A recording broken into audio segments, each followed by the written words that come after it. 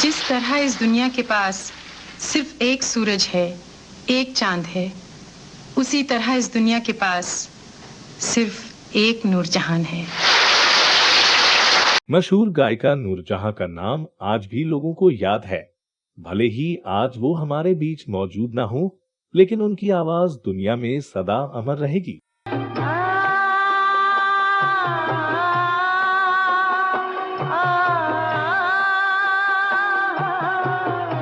लगभग 7 दशकों तक नूरजहां ने अपनी मखमली आवाज से दुनिया पर राज किया, इसीलिए उन्हें मल्लिका तरन्नुम का खिताब मिला था।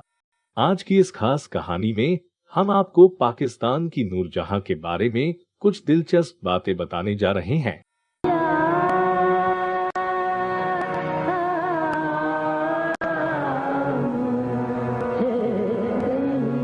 नूरजहां का जन्म 21 सितंबर 1926 को लाहौर से लगभग 45 किलोमीटर दूर कसूर में हुआ था। मदद अली और फतेह बीबी की 11 संतानों में वो एक थी। नाम रखा गया अल्लाह रखी। जिस परिवार में अल्लाह रखी यानी नूरजहां का जन्म हुआ, वो संगीत के सहारे भरण पोषण करता था। माता पिता चाहते थे कि उनकी बेटी भी संगीत में आए, लेकिन नूरजहां को फिल्मों में काम करने का ज्यादा शौक था। 5 या 6 साल की उम्र में ही नूरजहां ने लोक संगीत गाना शुरू कर दिया था। वो थिएटर से भी जुड़ गई थी। उनकी मां ने उन्हें सीखने के लिए उस्ताद बड़े गुलाम अली खां साहब के पास भेजा।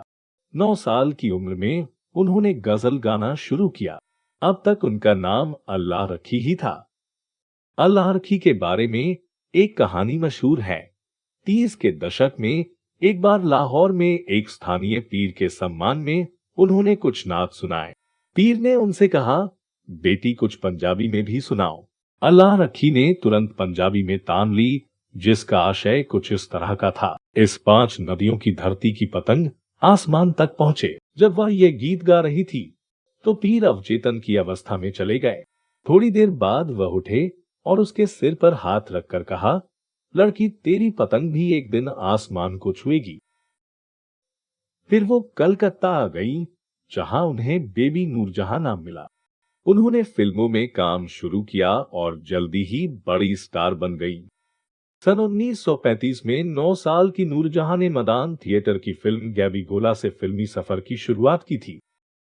इसके बाद 1936 में आई मिस्र का सितारा और फखरे इस्लाम।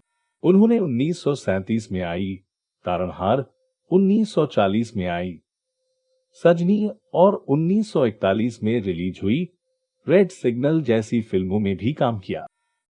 1936 में आई फिल्म शीला में उन्होंने पहली बार एक्टिंग के साथ गाना भी गाया था। नूरजहां सिर्फ गायिका ही नहीं थी, बल्कि अदाकारा भी थी। सुंदरता की मूरत दिखने वाली नूर ने रणजीत मूवीटोन की कई फिल्मों में काम किया। इनमें ससुराल, चांदनी, धीरज, फरियाद और दुहाई जैसी फिल्मों में गाने के साथ ही मंझा हुआ अभिनय भी दिखाया।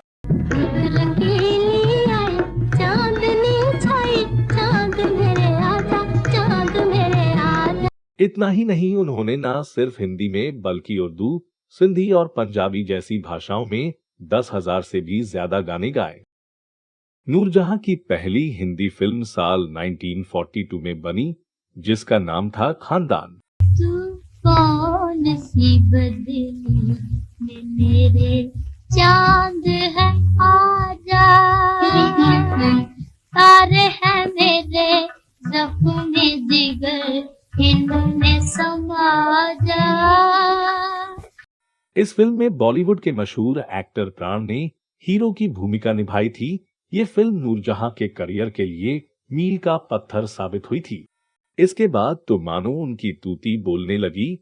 इस फिल्म के संगीतकार गुलाम हैदर थे।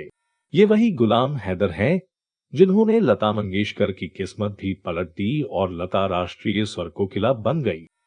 खानदान के तकरीबन सारे गाने बेहद लोकप्रिय हुए। आप मचोली खेलेंगे हम, आप मचोली खेलेंगे, शौक सितारों से हिल मिल कर हम खेलेंगे। यहीं से फिल्म के निर्देशक शौकत हुसैन रिजवी उनके नजदीक आ गए। शौकत उनके अनेक चाहने वालों में से एक थे। बाद में शौकत की दूसरी फिल्म नौकर में भी उन्होंने अभिनय किया। फिल्म तो नहीं चली पर शादी करके दोनों एक दूसरे के हमनवा बन गए। 1943 में भी नूरजहां की धूम रही। के दत्ता के संगीत निर्देशन में बनी फिल्म नादान के गाने खूब चले। इसके बाद उनके फिल्मी सफर को आगे बढ़ाने में सज्जाद हुसैन का योगदान रहा। उनके संगीत निर्देशन में बनी 1944 में आई फिल्म दोस्त के गाने काफी हिट हुए। इसी साल गायक अभिनेता सुरेंद्र के साथ उनकी फिल्म आई लाल हवेली। इसके भी गाने दुनिया के सर चढ़कर बोले। तेरी याद आए सवरिया, दिया दिया घबराए सवरिया। बकौल सुरेंद्र, उनकी गायकी का ऐसा असर होता था कि मैं गाने की पंक्तियां भूल जाता था और बस उनकी यानी नूरजहां की आवाज में खो जाता था। 1945 भी नूरजहां के लिए काफी जबरदस्त साल था। इस साल उनकी 4 फिल्में रिलीज हुई और चारों ही हिट साबित हुई। जीनत ने काफी धूम मचाई थी।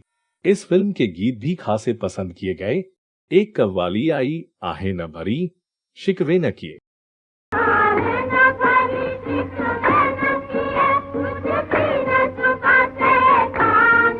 ये कव्वाली उन्होंने जोहराबाई अंबालेवाली और अमीरबाई कर्नाटकी के साथ गाई थी।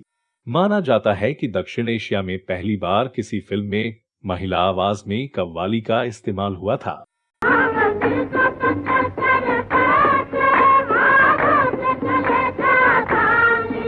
श्याम सुंदर वो तीसरे संगीतकार थे जो नूरजहां को बुलंदी की ओर ले गए। उनकी संगीत निर्देशित फिल्म गांव की गोरी में नूरजहां ने यादगार गाने गाए थे।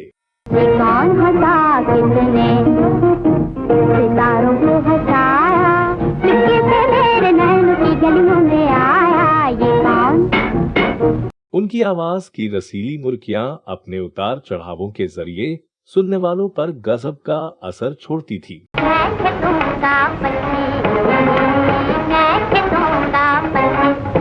मेरे पंख निराले, मेरे पंख निराले, हाँ निराले निराले। और फिर आया 1946 का वह यादगार साल जब उनको महान नौशाद साहब का साथ मिल गया। वह फिल्म थी अनमोल घड़ी। आवाज दे कहाँ है दुनिया में। इस फिल्म के गानों ने सारे रिकॉर्ड ध्वस्त कर डाले थे। मेरे बचपन के साथ ही मुझे भूल न जाना, देखो देखो हंसे न जमाना। सुरेंद्र और सुरैया के साथ नूरजहां की यह फिल्म अपने समय की एक सुपरहिट थी। आजा मेरी बर्बाद मोहब्बत के सहारे। इस फिल्म में वैसे तो कई कलाकार थे, लेकिन सबसे अधिक गाने नूरजहां के खाते में ही आए थे। है कौन जो बिगड़ी हुई तकदीर संवारे। इसके गाने आज भी कई घरों में बजते हैं। उड़न खटोले पे उड़ जाऊं, तेरे साथ न। फिर आया 1947 का साल। भारत पाक विभाजन के समय उन्होंने अपने पति के साथ पाकिस्तान जाने का फैसला किया। ऐलान किया, जहां पैदा हुई हूं वहीं जाऊंगी। ये वो दौर था जब बंबई यानी मुंबई में वो बड़ा नाम कमा चुकी थी। उनकी शोहरत आसमान छूने लगी थी। उन्हें फिल्मों के प्रोड्यूसर उनकी अदाकारी के बदले मुंहमांगी कीमत देने को तैयार रहते थे, लेकिन ये शोहरत और दौलत भी उन्हें हिंदुस्तान में नहीं रोक सकी। लाहौर में जन्मी नूरजहां अपने साथ आजमगढ़ में पैदा हुए अपने पति शौकत को भी साथ ले गई। ये बात अलग है कि उन्होंने शौकत मियां को 6 साल बाद ही तलाक दे दिया। पाकिस्तान जाने के बाद उन्हें अपनी गलती का एहसास भी हो गया था। एक तरफ जहां भारत में फिल्में लगातार बन रही थी, वहीं पाकिस्तान में छोटी मोटी फिल्म इंडस्ट्री स्थापित ही हो रही थी। शुरुआती दौर में तो सिर्फ स्थानीय और पंजाबी फिल्में ही बननी शुरू हुई। पाकिस्तान में नूरजहां की पहली फिल्म रिलीज होने में ही 4 साल लग गए। नूरजहां ने फिल्में प्रोड्यूस भी की और इस तरह वो पाकिस्तान की पहली महिला फिल्म प्रोड्यूसर बनी। और उनकी गायकी के बारे में एक बात बड़ी मशहूर थी कि वो गाना रिकॉर्ड करते हुए अपनी पूरी जान झोंक देती थी। गाना रिकॉर्ड करते हुए नूरजहां की पीठ पर घंटे भर के अंदर पसीने की बूंदें दिखाई देनी शुरू हो जाती थी और गाना खत्म होते होते वो सिर से पांव तक पसीने में नहा जाती थी। उन्होंने कड़ी मेहनत करके अपने लिए खास मुकाम हासिल किया था। नूरजहां ने अपनी जिंदगी में अच्छा और बुरा दोनों वक्त देखा, शादी भी देखी और तलाक भी। नूरजहां बेहद दिलफेंक और आशिक मिजाज महिला थी और उन्होंने अपने इस स्वभाव को खुलकर स्वीकार भी किया। मुझसे पहली सी मोहब्बत मेरे महबूब। लेख के मुताबिक नूरजहां की दोस्त और मशहूर गायिका फरीदा खानम भी उनके आजाद ख्यालों से इत्तेफाक रखती थी और नूरजहां की लंबी लग्जरी कार में खूब मोटरगश्ती करती थी। उनकी कार जब नौजवान लड़कों के सामने से गुजरती थी तो धीमी हो जाया करती थी ताकि ये दोनों मशहूर गायिकाएं उन युवकों को जी भर के देख सके। उन्हें युवा लड़कों से दोस्ती करना और उनके साथ समय गुजारना बेहद पसंद था। एक बार पाकिस्तान की एक नामी शख्सियत राजा तजम्मुल हुसैन ने उनसे एक इंटरव्यू में हिम्मत कर पूछा था, आपके कितने आशिक रहे हैं अब तक? कम से कम आधे सच ही बता दीजिए। तजम्मुल ने जोर दिया। फिर तो नूरजहां ने गिनाना शुरू किया। कुछ मिनटों बाद उन्होंने तजम्मुल से पूछा, कितने हुए अब तक? तजम्मुल ने बिना पलक झपकाए जवाब दिया, अब तक 16। नूरजहां ने पंजाबी में क्लासिक टिप्पणी की, हाय अल्लाह, ना कर दिया वी 16 हो गए ने। मतलब हाय अल्लाह, ना करते हुए भी 16 आशिक तो गिनवा ही दिए मैंने। वो जो ब्लाउज पहनती थी उसका गला काफी डीप होता था और कमर से भी उसका बहुत सा हिस्सा पीछे बैठे शख्स को साफ दिखता था। तेरी सूरत से है आलम बहार। नूरजहां के करीबी रह चुके अली अदनान कहते हैं, नूरजहां को पुरुष बहुत पसंद थे। उनके ही अल्फाज इस्तेमाल करता हूँ। पंजाबी में कहती थी, जदों मैं सोहना बंदा देखती हाँ ते मैनू गुदगुदी हुंदी है।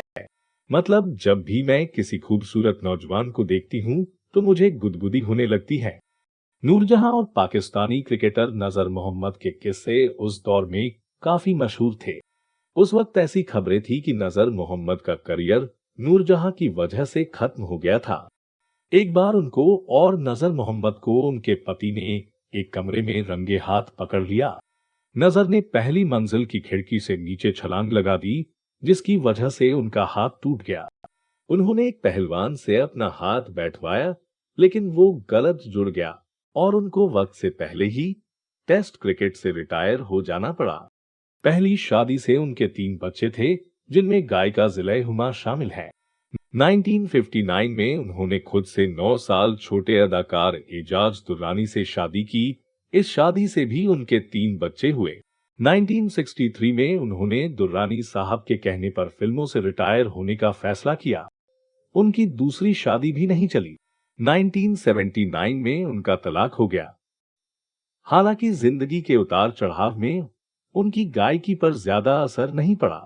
ऑल इंडिया रेडियो से लेकर रेडियो सिलोन पर नूरजहां की आवाज का जादू श्रोताओं पर छाया रहा। आजा मेरी बर्बाद मोहब्बत के सहारे।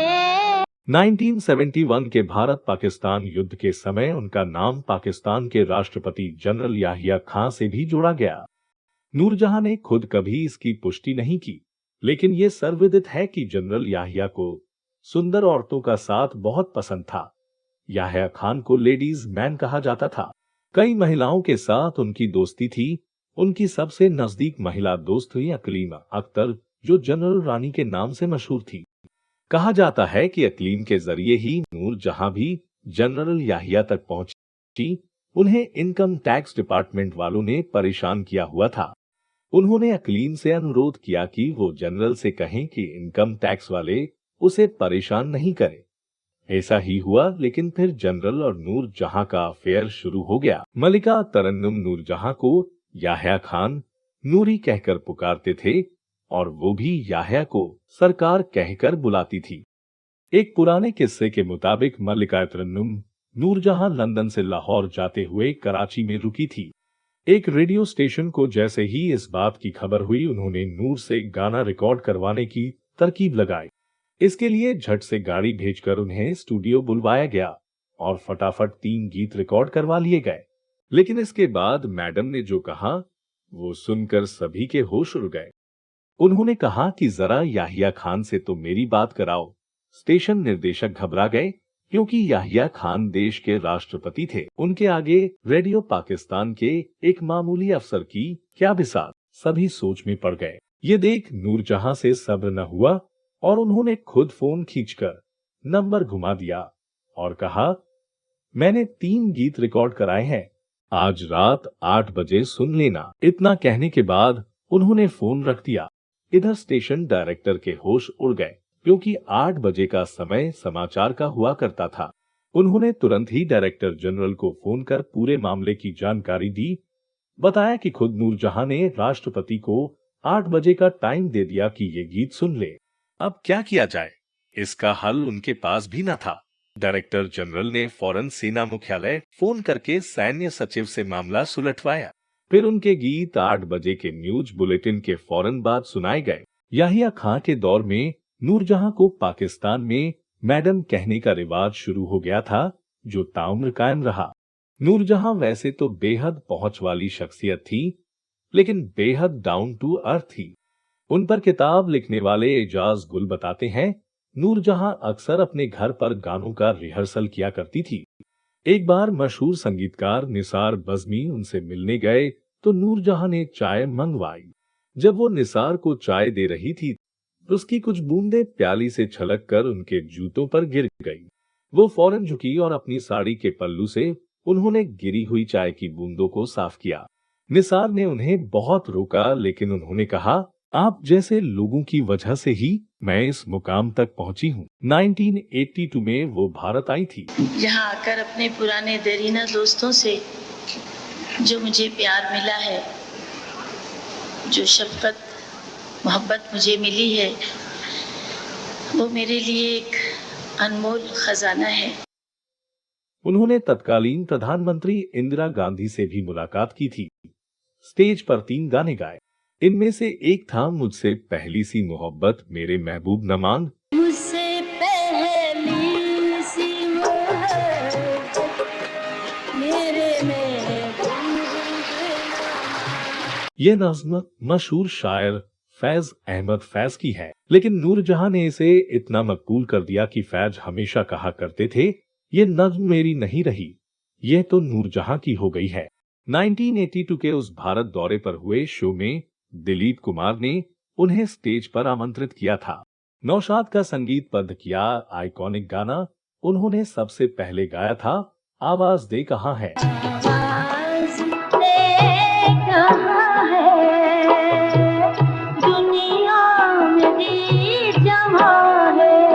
पाकिस्तान में उनका गाया चांदनी रातें इस कदर लोकप्रिय हुआ कि 90 के दशक में उसका रीमिक्स वर्जन भारत में भी आया।